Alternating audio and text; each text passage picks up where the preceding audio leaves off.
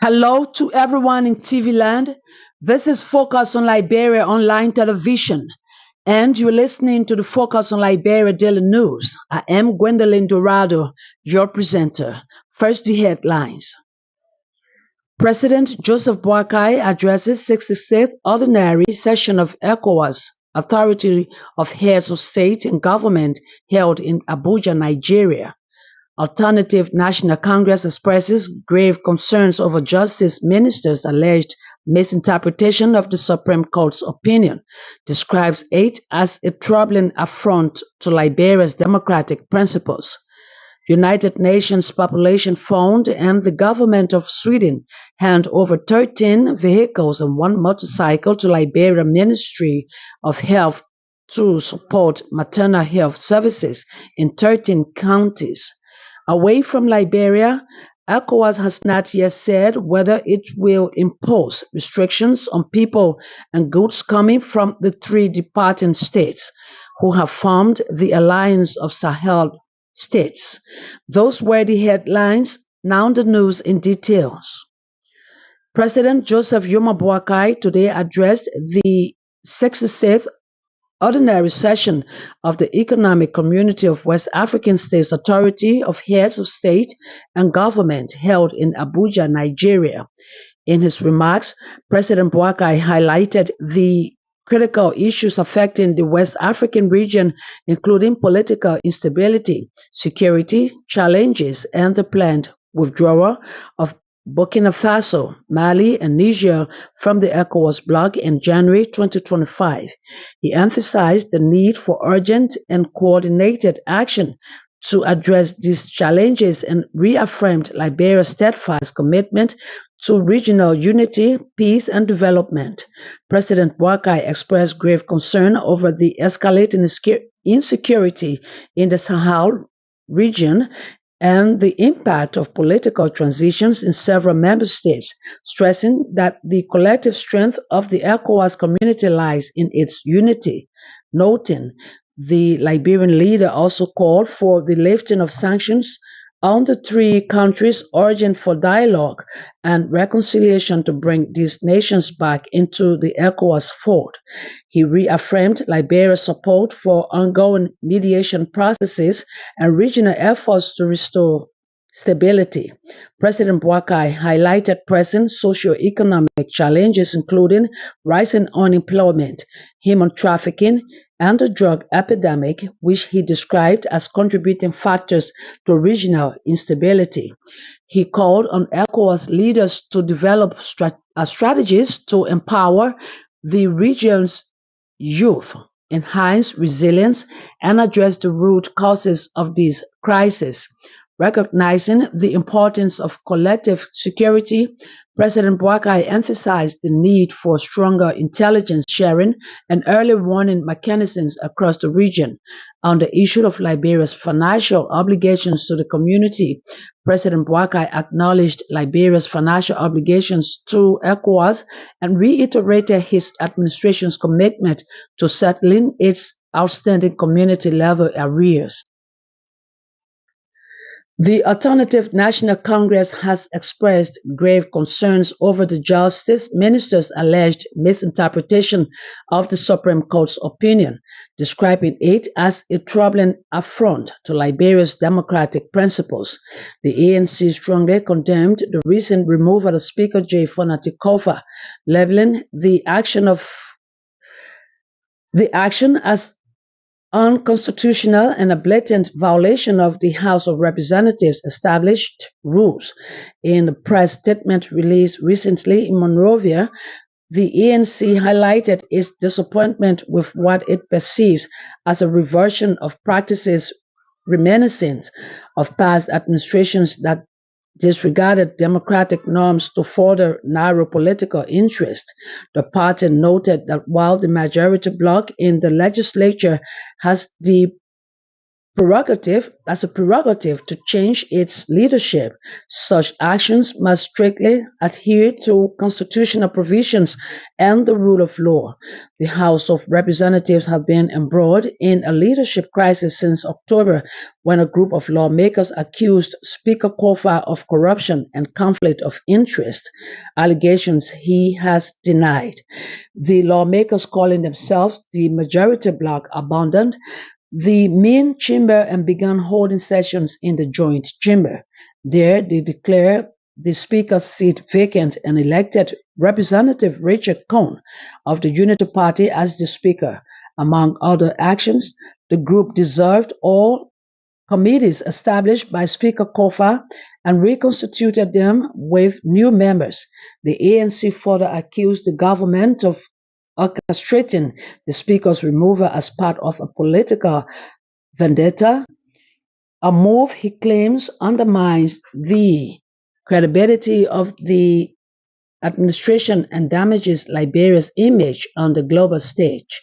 According to the ANC, the actions of the administration are particularly troubling given its initial promises to rescue Liberia from poor governance. The party described the incident as reckless and warned that it risks repeating past governance mistakes that have hindered Liberia's progress. The ANC called on Liberians and key stakeholders to speak out against these developments and to advocate for a governance system rooted in justice, transparency, and accountability. The Auditor General of Liberia, Gaswa Jackson, has signed a groundbreaking 5-year memorandum of understanding with the Honorable Comptroller General of the United States and head of the U.S. Government Accountability Office, Mr. Green L. Dudaro. The historic agreement was finalized in Washington, D.C., marking a significant step toward bolstering Liberia's fight against corruption and enhancing public accountability. Under the MOU, the General Auditing Commission of Liberia will gain access to a range of capacity building initiatives offered by the GAO's Center of Auditing Excellence. These initiatives include online and in-person training programs and a prestigious 3-month secondment for at least one GAC auditor through the International Auditor Fellowship Program. The GAO, globally acclaimed for its excellence in supporting supreme audit institutions, now extends its expertise to Liberia, underscoring its commitment to fostering transparency and accountability worldwide. The agreement comes at a critical time for Liberia, where accountability and governance reforms have faced challenges amidst lingering corruption scandals. The partnership with the GAO highlights Liberia's efforts to restore credibility and integrity in its public institutions. The MOU also represents the first such collaboration between the GAO and another supreme audit institution in 7 years, reflecting a renewed confidence in Liberia's commitment to reform. During his visit to the United States, Honorable Jackson and his delegation will engage with several strategic U.S. institutions critical to advancing the anti-corruption agenda, including Millennium Challenge Corporation, Office of the Chief Financial Officer, and United States Agency for the International Development. Additionally, Honorable Jackson will meet with 2 prominent anti-corruption entities, including the U.S. State Department's Global Anti-Corruption Office, renowned for leading international anti-corruption initiatives, and Office of Foreign Assets Control, enforcing economic sanctions on entities involved in financial crimes and corruption. In a vibrant ceremony filled with optimism and commitments, Madam Magdalene Shelley Dagoze officially assumed her role as the Minister of Commerce and Industry. Addressing staff, stakeholders, and dignitaries, Dagoze emphasized the ministry's critical role in driving economic growth, fostering industrial development, and strengthening Liberia's position in global trade. Outlining her priorities, Dagose painted a bold vision for the ministry aimed at fostering price stability, economic innovation, and strengthened trade relationships. She further emphasized the importance of teamwork and collective dedication, stating the responsibility requires collective sincerity and togetherness, respect one another, follow the rules, and cultivate the strength of diversity to achieve their shared goals. Minister Dagose extended heartfelt appreciation to her predecessor, Minister Ahmed Modat, acknowledging his remarkable contributions and laying the foundation of the ministry's progress. She also praised the dedication and commitment of the ministry staff, referring to them as the lifeblood of the institution's success. The United Nations Population Fund and the government of Sweden have handed over 13 vehicles and one motorcycle to Liberia's Ministry of Health to support maternal health services in 13 counties. The symbolic presentation took place over the weekend at a handover ceremony attended by key stakeholders, including the Swedish ambassador to Liberia, Carl Bakios, and the UNFAP country representative, Badisha Pilla. Speaking at the event, Badisha Pilla described the moment as a significant milestone for UNFPA's mission to end preventable maternal deaths, address the unmet need for family planning, and eradicate all forms of sexual and gender-based violence by 2030. She emphasized that the support from Sweden has been instrumental in achieving these goals. Pilla highlighted the vehicles' intended use, stated that health workers will use them to access remote communities, deliver essential health supplies, and provide maternal health counseling and services. On occasion, they could also be used to transport pregnant women to health facilities in emergencies.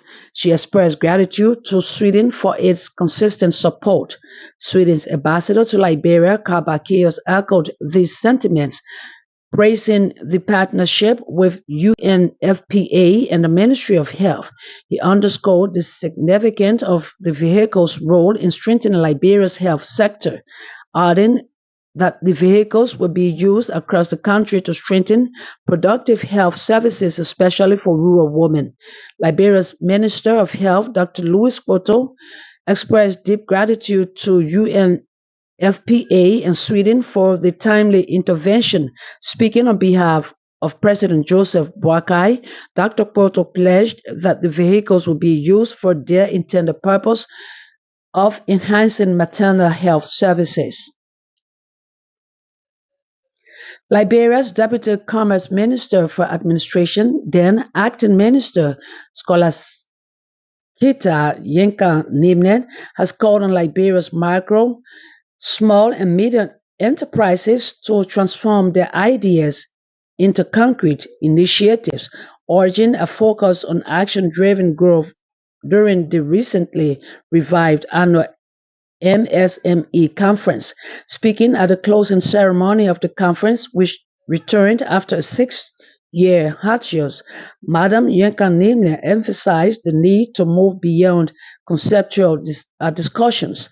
The MSME conference, which originally began in 2013 but had been dormant since 2017, brought together entrepreneurs, stakeholders, and government officials to discuss pressing issues affecting small businesses and explore avenues for economic transformation.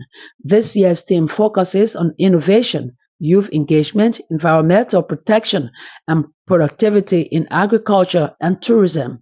Reflecting on the quick planning process, the acting minister acknowledged the challenges faced in organizing the event. The 3-day event included insightful panel discussions, protect exhibitions, and awards for outstanding entrepreneurs, culminating in an evening of celebration.